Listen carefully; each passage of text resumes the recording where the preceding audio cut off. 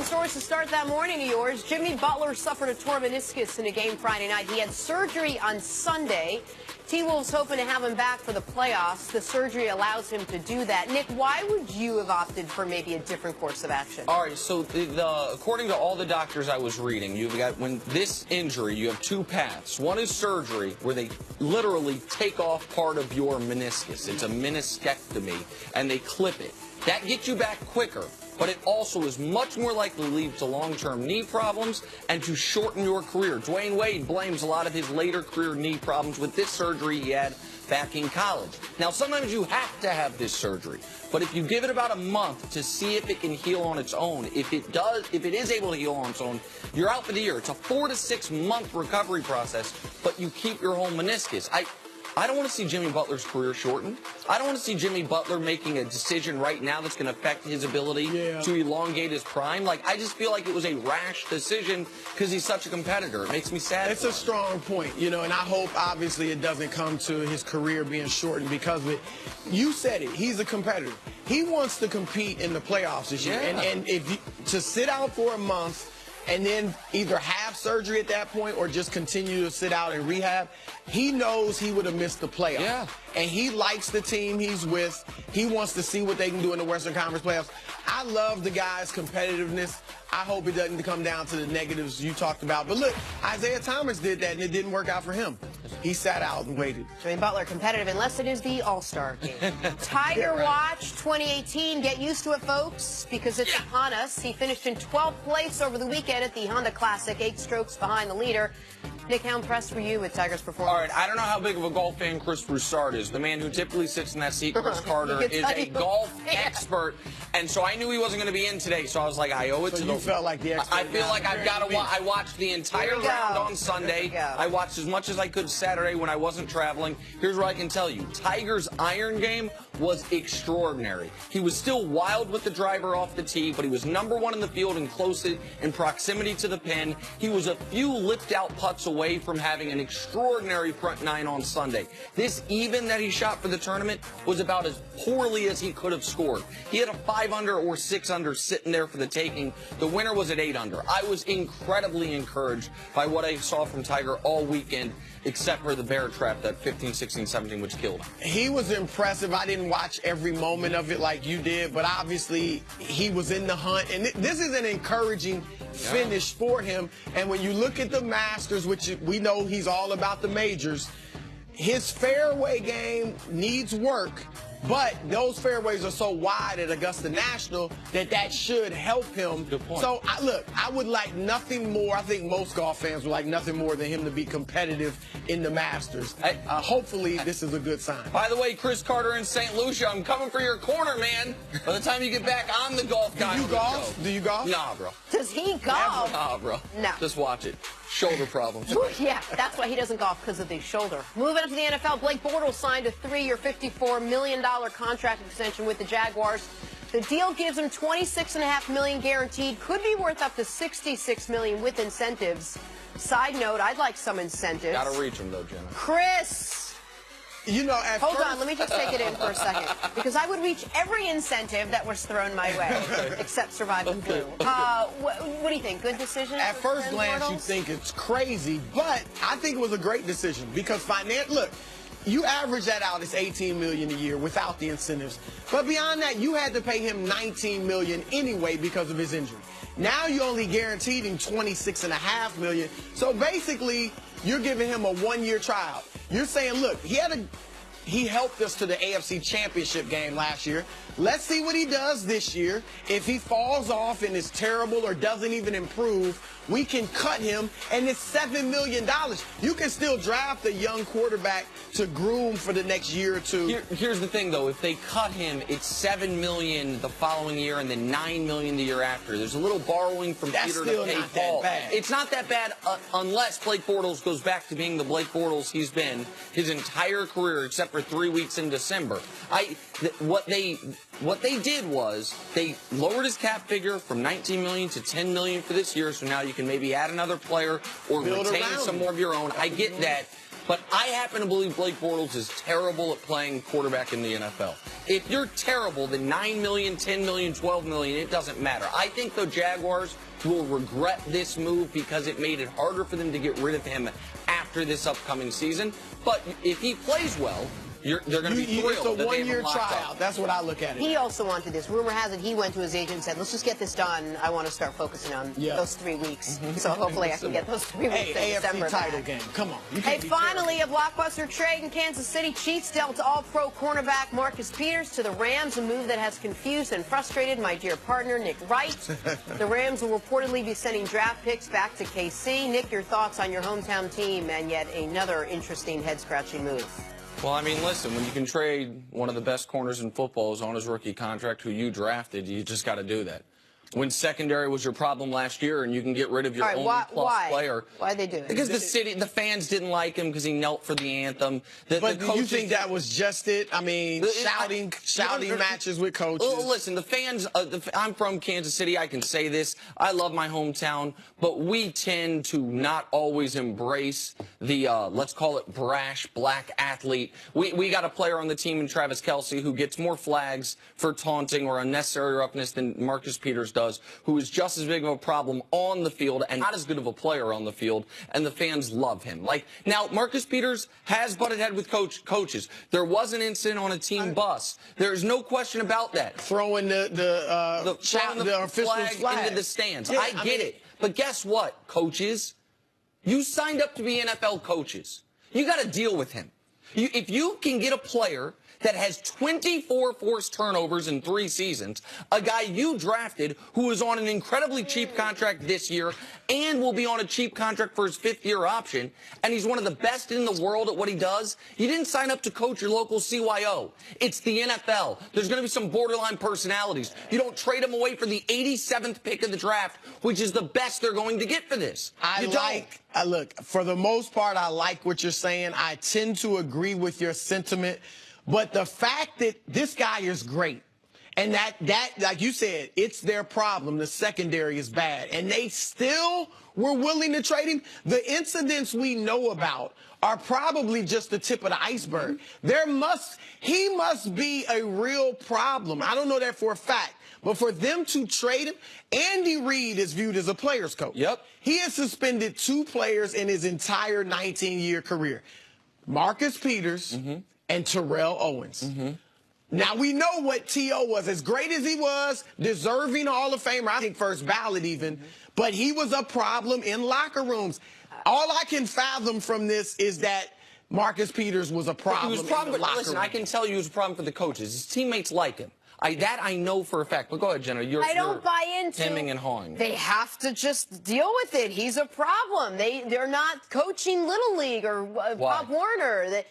Because you're also a professional. It goes both ways. Be a professional. Or you think you're going to be happier somewhere else? Like, you had a great situation there. This isn't going to come as a total surprise to him. Like, this is the first I'm hearing of this. I'm a problem. Why can't you live up to the standards of being a professional adult? Okay, but let's just say he can't. That is not an excuse. He can. He can. He can't? Okay, I'll go this way. He's chosen not to. Are the Chiefs better off trading him?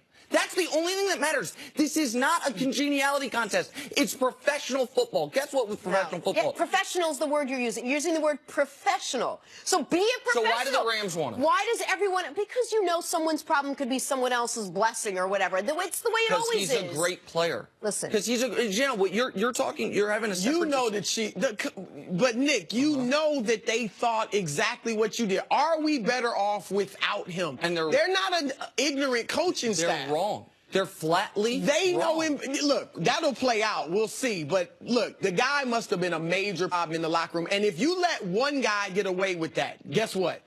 Somebody else going to start. Well, they let Travis Kelce get away with it. Travis Kelce said, I'm a changed man, and then he pantomimed a sexual act towards an official, got back-to-back taunting penalties in weeks 1 and week 2 after saying he was a changed man. So the idea that Marcus Peters is the only borderline personality, I reject.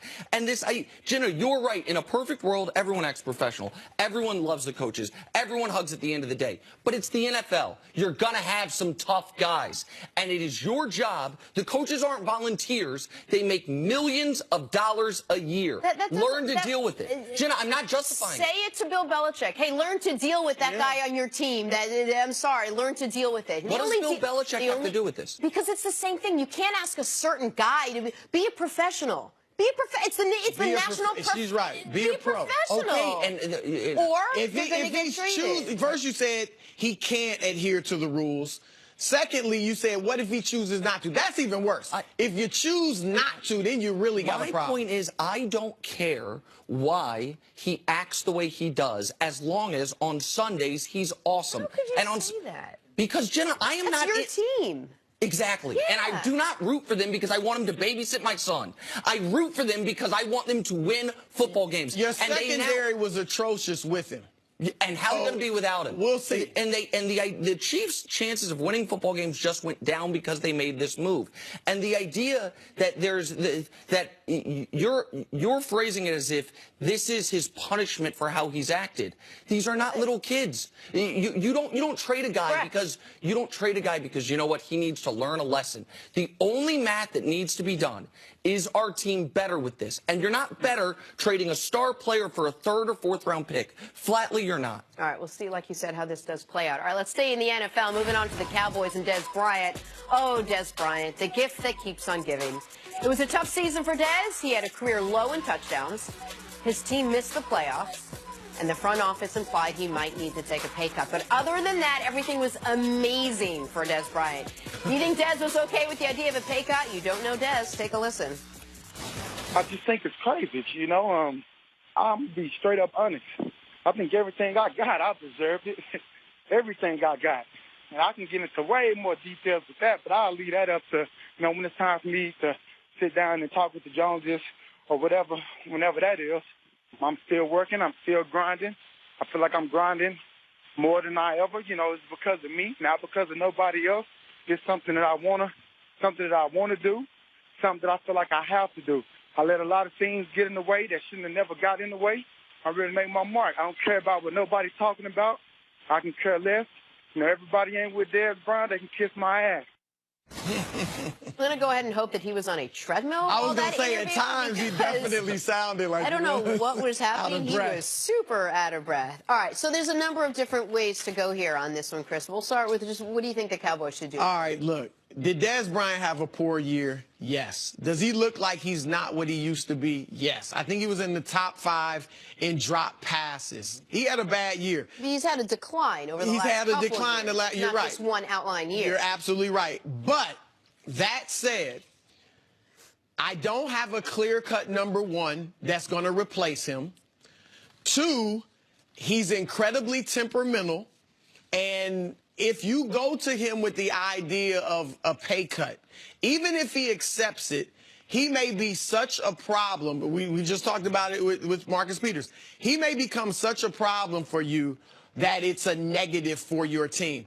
3, Dez Bryant, for all his issues in the past, one of them that has never been a problem is hard work. He's always been regarded as a guy that works hard. You heard him in that interview. I really think his pride is bruised because everybody is ripping him, and rightly so. He's dropped too many passes. He couldn't get open enough. He only got caught like basically half of his targets this year, which is terrible. 52% completion percentage to Dez for Dak, 70% to everyone else. Yeah, I mean, that right there tells you what you need to know. So I think he is going to work his tail off this offseason to try to come back with a bounce-back year. He's only 29 years old. He's going to try to have a bounce-back year. So what I would do if I'm the Cowboys, I go to him and I talk to him. Maybe it has to be Jerry because I think he trusts Jerry. I think he likes him better than Steven. Go to Jerry. Jerry talks to him. Look, we know you didn't have a great year, but we believe in you. We need you. You're our best receiver. We're not, forget all that you're hearing about. We want you to take a pay cut. We believe in you. Go out and have a great year. And if he doesn't, if it's the same old Dez's last year, then you can do it next year. You can do contract things to spread out his money. If they were to cut him after this year, it would only cost him $4 million against the cap. After this year, it becomes very easy. This year, so here's the thing. We bang on Dez a lot on this show, and he has earned that He has earned the criticism. Right. He was bad last year. Dak was worse targeting him than anybody else. He has not lived up the last few years to the contract that he did earn by those extraordinary years, 3, 4, 5 of his career. But years 6, 7, 8, as you talked about, it's been a clear downward trajectory. But if right now, let's say the Cowboys today cut Dez Bryant, you know who the best free agent wide receiver in the NFL would be league-wide? Dez Bryant. So we talk about as if the Cowboys have some great option. Like, by cutting him, you'd save $8.5 million. But who are you going to go get? Like, Jarvis Landry, who is, I mean, he catches a ton of balls, but it's 7 yards a catch every time. Jarvis Landry's been franchised, so they'd have to trade something for him and give him a huge deal. Sammy Watkins is out there, but we don't know what Los Angeles is going to try to do with Sammy. After that, it's Terrell Pryor, who had a terrible season. Mike Wallace, who is on the wrong side of 30. Like, I don't see a better option for the Cowboys, who need a dynamic wide receiver. Okay, so Broussard thinks that because of all the criticism, maybe it's enough to light a fire under him and get him to actually put the work in. You've seen, and we've talked about it, and I've heard you say, you've talked about the specific numbers of how steady the decline has been. Do you think Dez has it in him to just sort of turn it on and have numbers again like Dez Bryant? You don't think he can get, I don't know if he can get back to what he was. I think he can be better than he was last year. I don't think he can be a 1,400-yard, 12-touchdown guy again, and I don't think it's a lack of work. I think for Dez, I think, as you mentioned, I think he does work hard. I think Dez has not, and this is, just something I've learned from talking to CeCe, that Dez has not developed the mental side of the game enough. And now that he is not as dominant of a physical force as he was earlier in his career, the game's caught up to him somewhat. I don't think all of a sudden Dez is going to become a smarter player, but I still think even even this version of Dez Bryant, like, you want to go pay money for Kamar Aiken? How about Taylor Gabriel? Does that do something for you? Like, if the Cowboys cut him or, ask him to take a pay cut, he says no, and then they cut him, they have a huge hole at that receiver that this is just not the free agent class to need a wide receiver. Now, you want to draft a guy? Maybe you draft a guy anyway, but asking a rookie wide receiver to step in and make a big impact, that's hard as well. I'm with you. That's why I think you have to keep him. And look, I do think Dez has been a bit humbled. Now, all this bluster we just heard on the radio, that's just trying to make yourself feel better. And, that's just selling wolf tickets. He knows he had a bad year. He knows the criticism is legit. And I think part of that work ethic has to be getting in the film room, getting with Dak and becoming stronger at the game mentally, running better pass patterns and things like that. And the schemes. A lot of the receivers there are saying it wasn't just Dak not getting us the ball. It was the schemes that we ran that didn't get us as open as we should be. So I think they need to look at that as well. But the bottom line is, if he wants to really make an impact, he's going to have to be willing to change. And for years, we've had a hard time seeing Dak do that. Coming up, go back to the basketball. LeBron had some tough words for the refs after yesterday's game. This could be at the end of a lot of different games. Next on First Things First.